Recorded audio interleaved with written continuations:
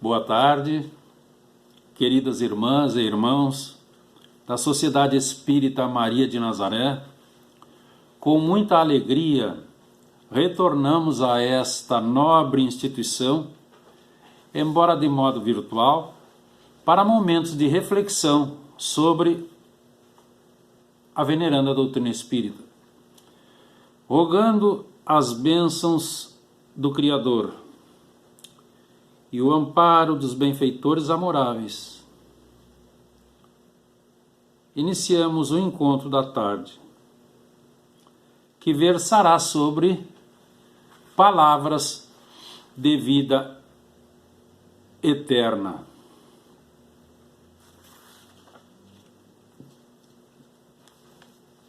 João, no seu Evangelho, está lá no capítulo 6, versículo 58, ele nos informa: Jesus estava diante da multidão fazendo uma preleção. E esse discurso foi considerado por muitos como muito agressiva e muito dura a intervenção do mestre. Porque o mestre exaltava a responsabilidade aos compromissos que o Evangelho requisitava a cada um. Então muitos já não o seguiam, por acharem exageradas aquelas palavras. Mas ele apenas procurava despertá-los, pois eram os grandes beneficiados da obra de Deus. Diziam então entre eles: duras são essas palavras, quem pode ouvi-las? E por indiferentes, ou por incompreensão, ou por ainda grandes limites em torno da mensagem, desistiram e já não seguiam o grupo. Abrindo um parêntese, ainda hoje encontramos incompreensões sobre a doutrina espírita. Fechamos o parêntese. Jesus, então, vendo aquilo, os homens debandando, perguntou: isto que digo os escandaliza? As palavras que eu vos tenho ensinado são espírito e vida, porque são vida eterna, tratam da vida espiritual. Mas ao fim de algum tempo, ele notou que ficaram apenas 12 seguidores. E Jesus então perguntou a eles: porventura, vós também quereis retirar-vos? Quereis partir?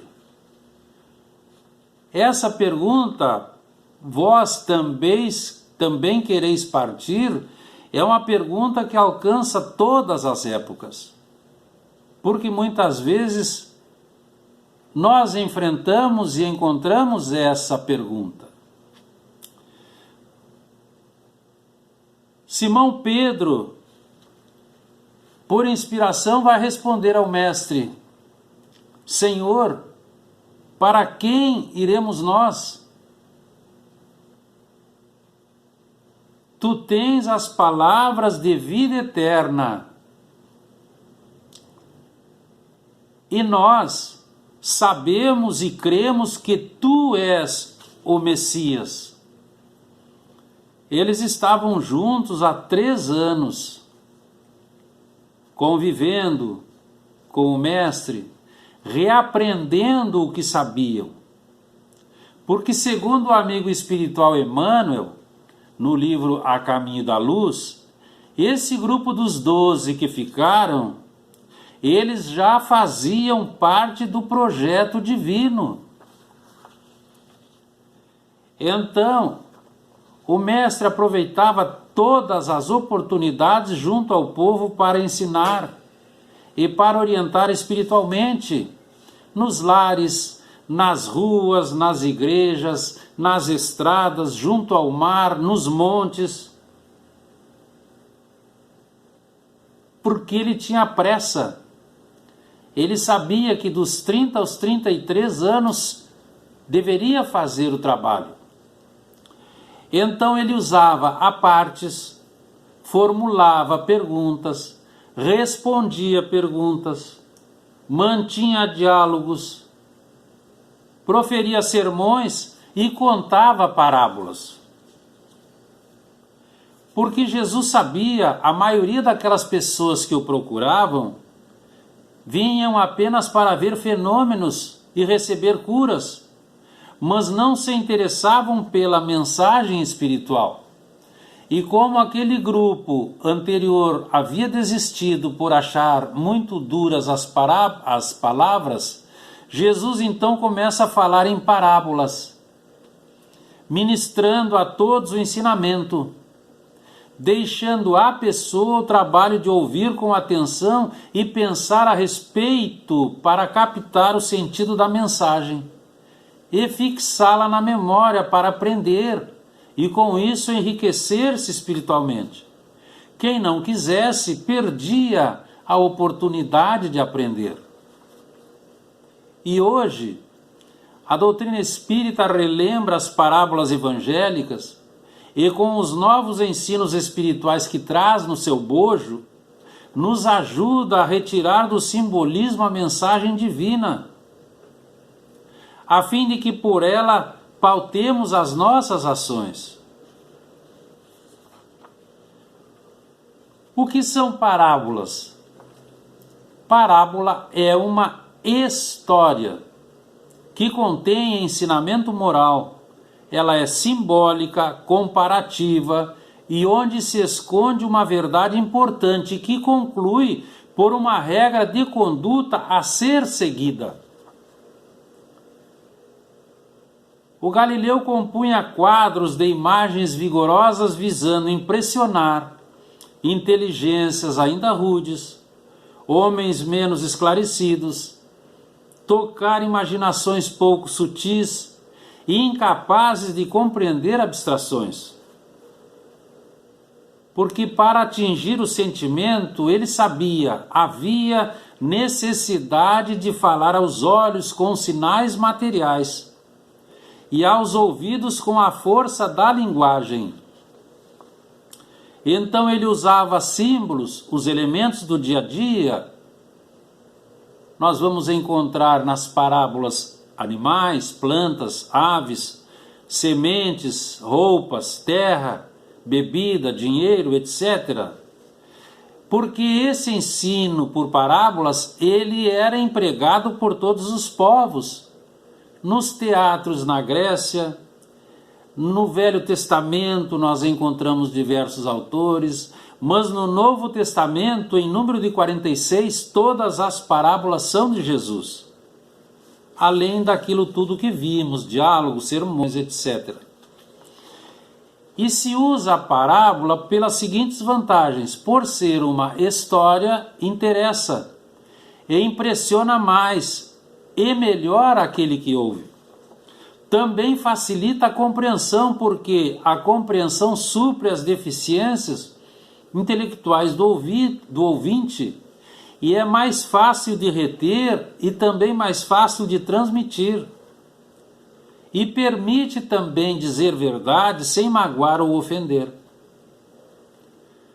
Nelas a doutrina divina falada por Jesus permanece viva e pura, sendo estudada em todos os tempos e para o futuro. No Evangelho de Mateus, lá no capítulo 13, iniciando pelos versículos 11 a 13, ele nos conta que os discípulos aproximaram-se de Jesus e perguntaram: por que falas ao povo por parábolas? E ele docemente responde: a vocês foi dado o conhecimento dos mistérios do reino dos céus, mas a eles não. Então ele passava ensinos de maior profundidade àquele pequeno grupo, porque ele sabia, eles já estavam preparados. E ele continua: por essa razão eu lhes falo por parábolas, porque vendo eles não veem, e ouvindo não ouvem nem entendem, porque são espíritos imaturos. Então, como grande comunicador do reino dos céus, o Mestre revelou a todos de todas as épocas o verdadeiro caminho que leva à evolução moral e espiritual. E essas histórias alcançaram todas as classes sociais há mais de 2000 anos e de lá para cá todas as épocas. Então nós vamos destacar as principais metáforas proferidas por Jesus, salientando qual o nosso verdadeiro papel perante a sociedade, contextualizando ao momento atual quais as nossas necessidades e objetivos a serem alcançados. O Espírito Emmanuel nos informa que ao tempo de Moisés, a humanidade estava na infância, que com a chegada de Jesus adquiriu a maioridade, e com o advento da doutrina espírita, aí sim conquistou a maturidade espiritual. Então já temos condições de compreender o que Jesus quis nos dizer. O amigo espiritual Emmanuel, num livro da FEB, o Consolador, lá na questão 290, ele responde: as parábolas do Evangelho são como as sementes divinas que desabrochariam mais tarde em árvores de misericórdia e de sabedoria para a humanidade, porque ali está contido toda a eterna vibração dos sentimentos do Mestre. Então vamos ver algumas delas. As parábolas do reino são em número de 5, e todas elas têm um início comum. O reino de Deus é semelhante a. Com isso ele falava para todos os segmentos da sociedade. Então, todas elas têm uma semelhança que as unem. Primeiro, Jesus vai falar aos pescadores, é a parábola da rede. Tudo isso encontramos no Evangelho de Mateus. O reino dos céus é semelhante a um homem que se lançou ao mar e jogou a rede.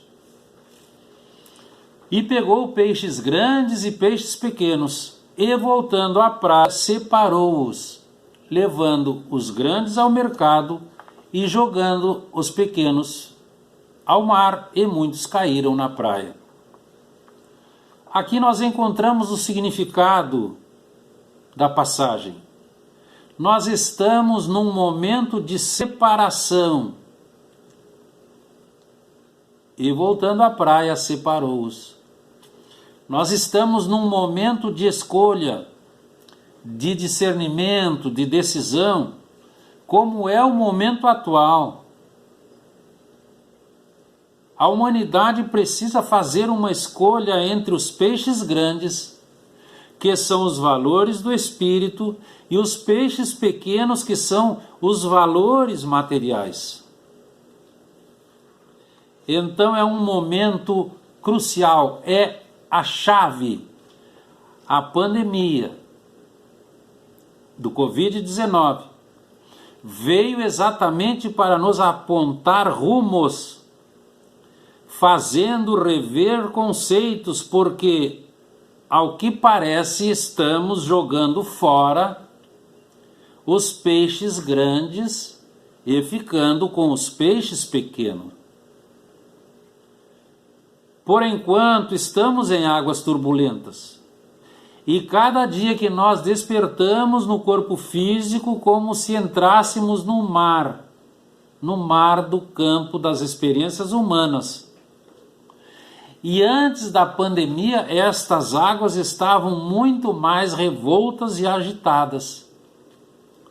Então lançávamos a rede e voltávamos à praia para a separação do que apanhamos.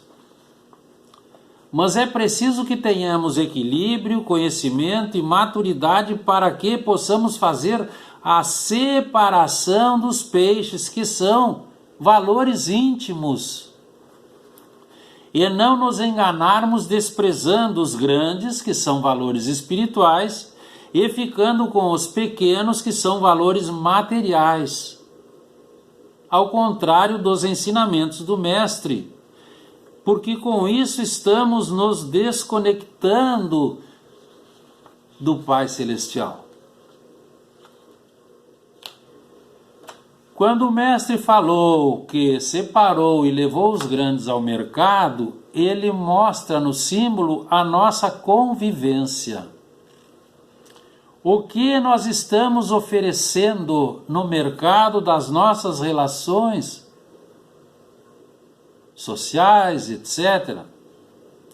Peixes grandes, peixes pequenos, na nossa família, com o nosso grupo, com os nossos amigos, no nosso trabalho, o que estamos oferecendo todos os dias,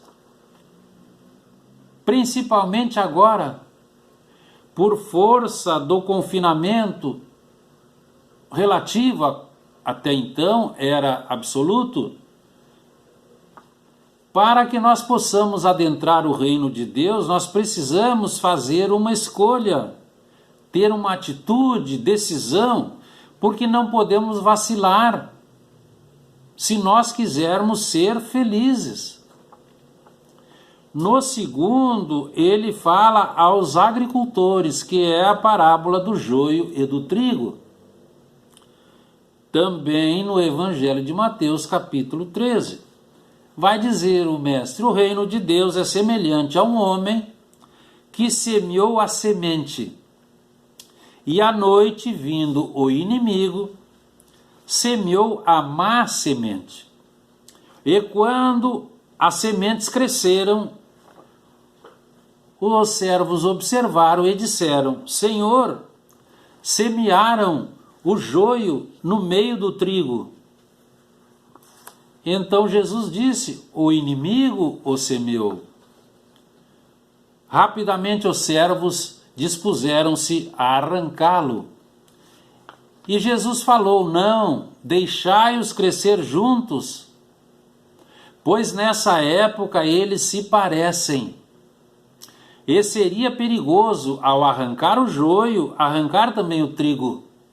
Deixemos crescer os dois, e na época da colheita os separaremos. Novamente a separação.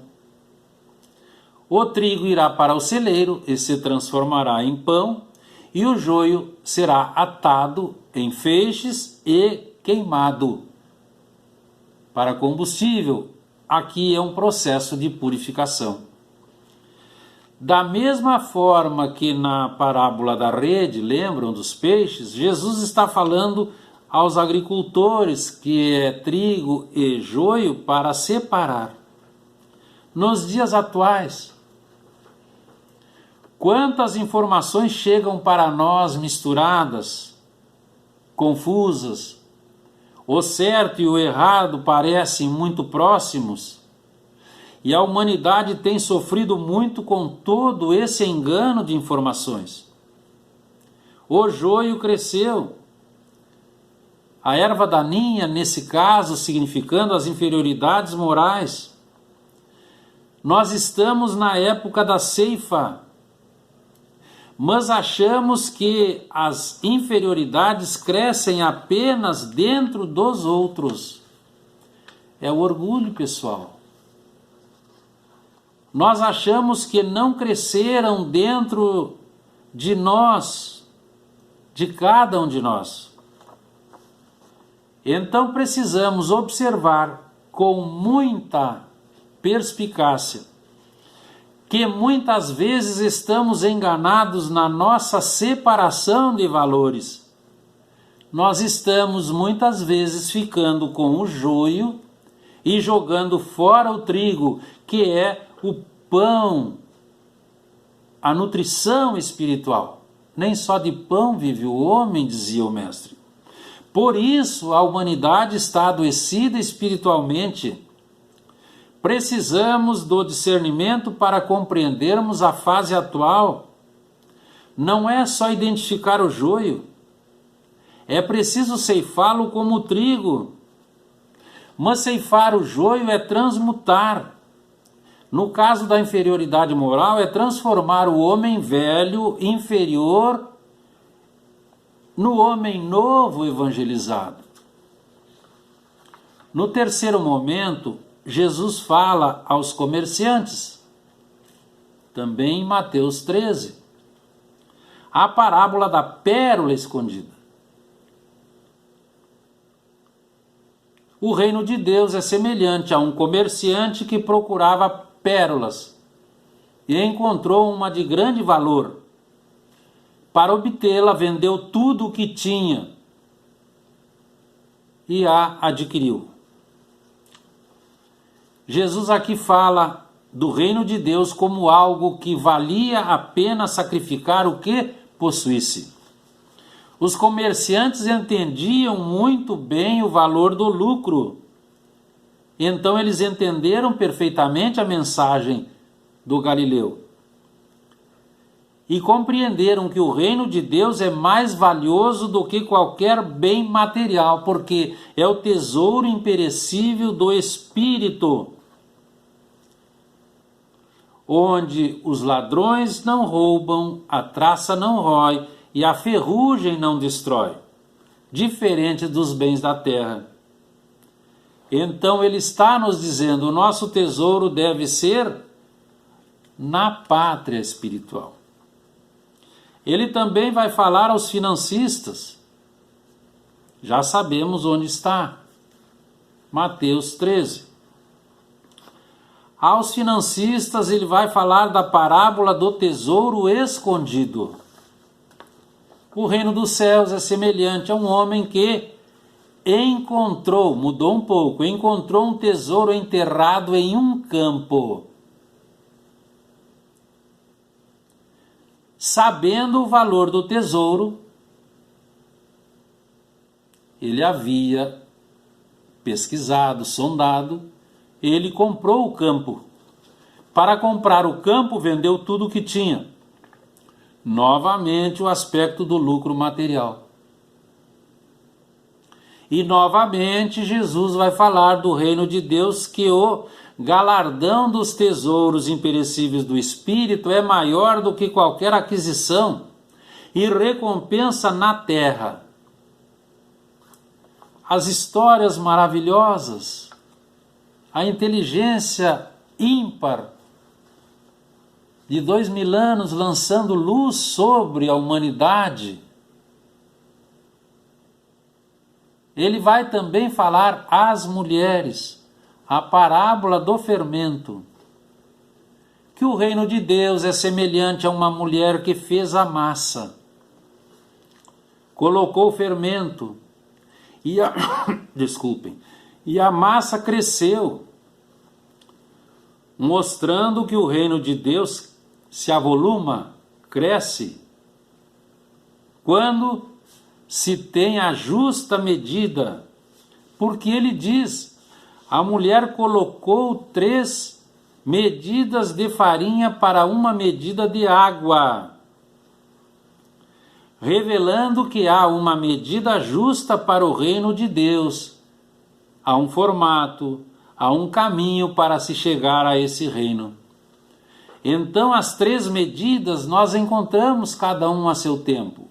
A primeira medida é Moisés. A segunda medida é Jesus. E a terceira medida é a doutrina espírita. Jesus considerou a humanidade como uma massa e veio levedá-la para que nós crescêssemos espiritualmente.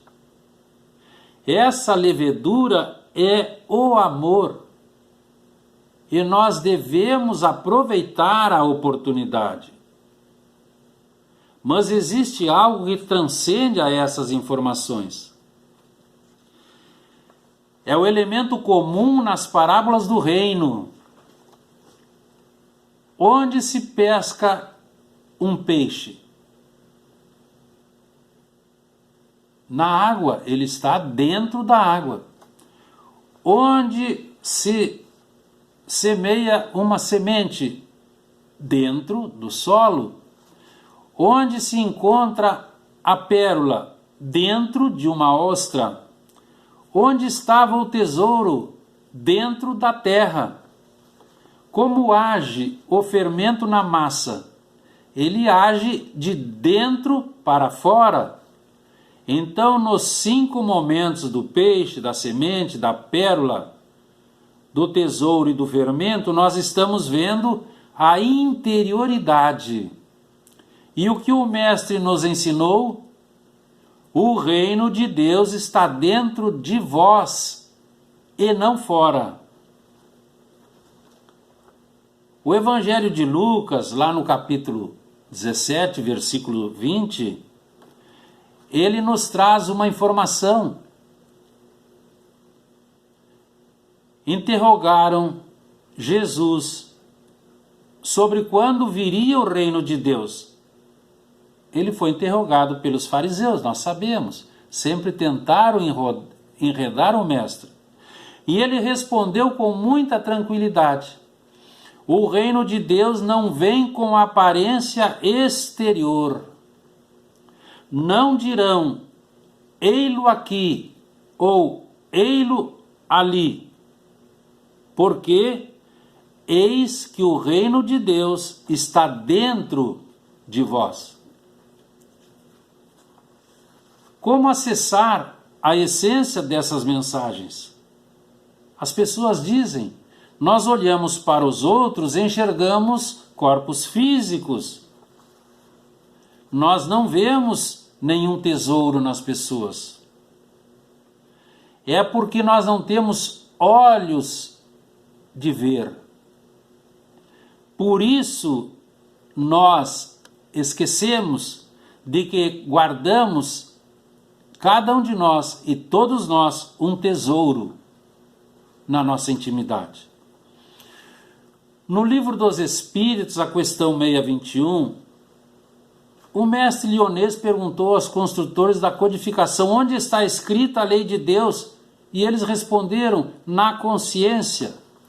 Como Kardec era um pesquisador, ele vai fazer o item A. Visto que o homem traz em sua consciência a lei de Deus, que necessidade havia de lhe ser ela revelada? E os construtores respondem, ele a esquecera e desprezara. Quis então Deus lhe fosse lembrada. Aqui está a missão do Cristo. Todas as instruções apontavam para dentro de nós. Então Mateus novamente nos socorre.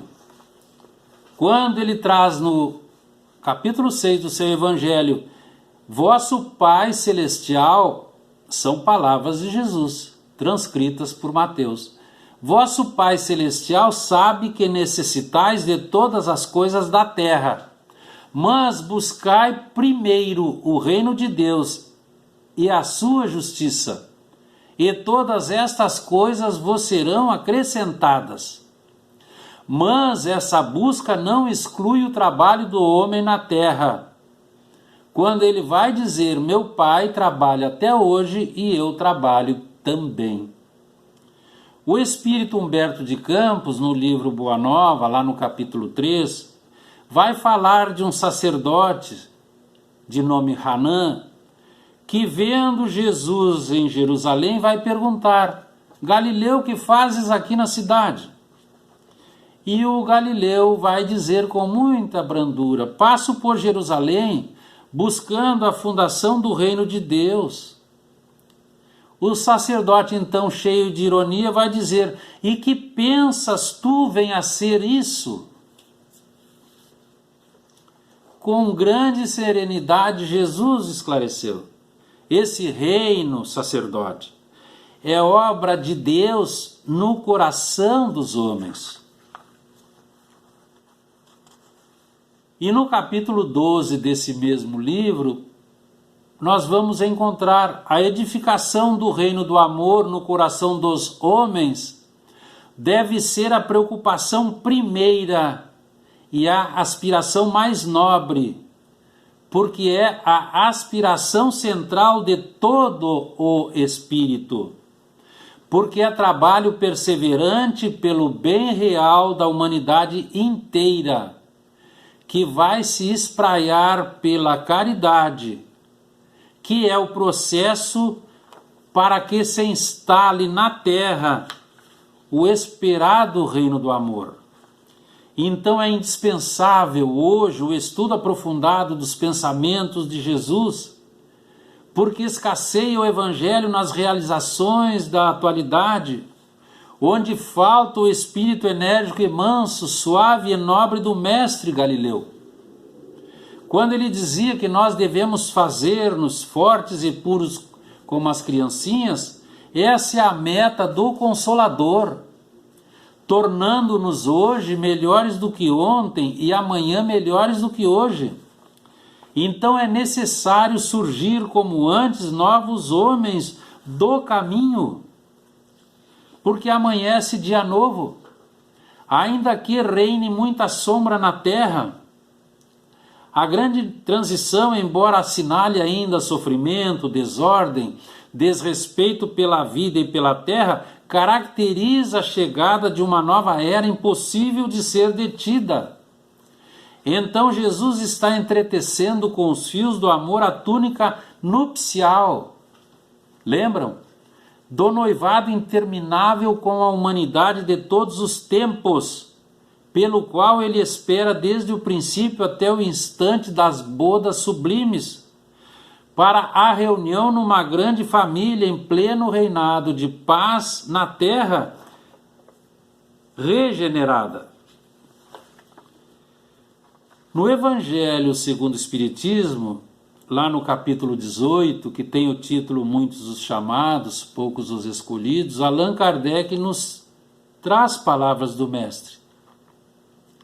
Aquele que ouve e pratica, o detalhe, e pratica as minhas palavras, os meus ensinamentos, é como o homem prudente que construiu a sua casa sobre a rocha.